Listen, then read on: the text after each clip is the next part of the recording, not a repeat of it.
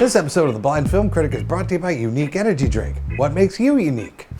You know, lately when I'm at the movies, I hear people clap and cheer at the end of the film. I think all those people left halfway through today.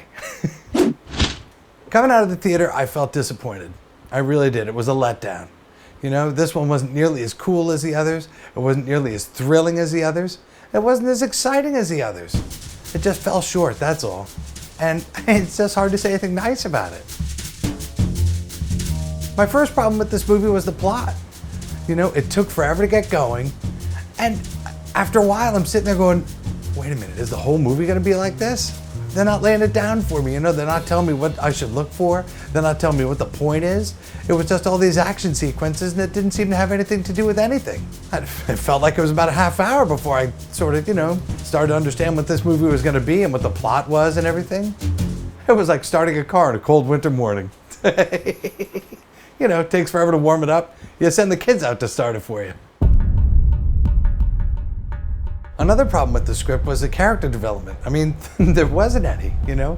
All these characters are on screen for a long time, and you don't really know anything about them. You don't know what drives them, and quite frankly, you don't really have any chance to get attached to anybody. In this movie, they're busy going, okay, get me the asset. Come on, let's end this now. We'll take them out. I need visuals. Hey, me too. Tommy Lee Jones plays a CIA director. And you know what? I didn't really feel like I knew anything about him. You know, there was no heart to him. I didn't feel like I even knew what the passion was, you know, what the thing that drove him was. Tommy Lee Jones is a legend. You'd never know it in this movie. Alicia Vikander plays a CIA agent. And you know, my problem with her was she felt too young.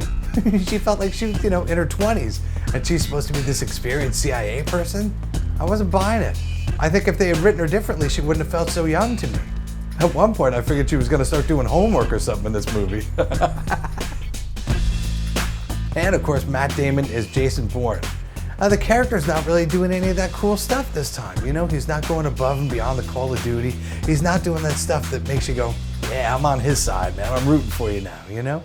None of that cool badass stuff that he's done in the earlier ones. I'll tell you what, he hardly spoke in this movie. If they were paying him by the word, he'd have probably only made about $100. Now this one, like the other Bourne movies, is loaded with flashbacks. Now you might think that'd be tricky for somebody like myself who can't see the screen, you know? It's just all of a sudden some random thing is happening that has nothing to do with anything that's going on. But the way they do it, most times, is with audio. Right? There'll be a little bit of sound first, a little sound effect, or they'll put some echo or reverb on the voice so I can tell that it's not quite, you know, in the same scene. In an effort not to give away any spoilers for this movie, I want you to listen to how they do a flashback in Bourne Ultimatum.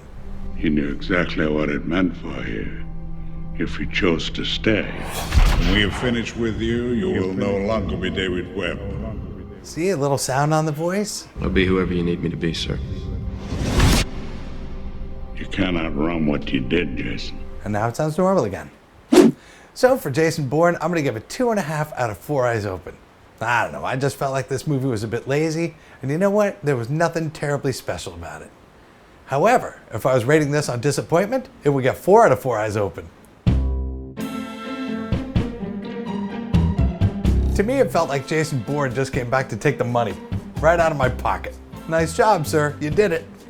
The movie poster says, you know his name, but I think after you've seen it, you'll probably want to forget it.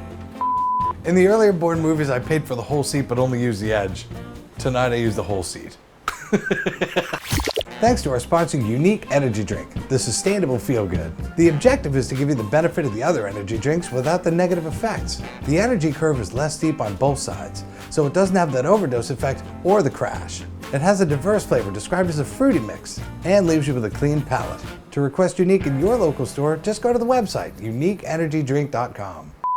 If you take out the references to the earlier films, this could have just been this could have been a Jason Statham film.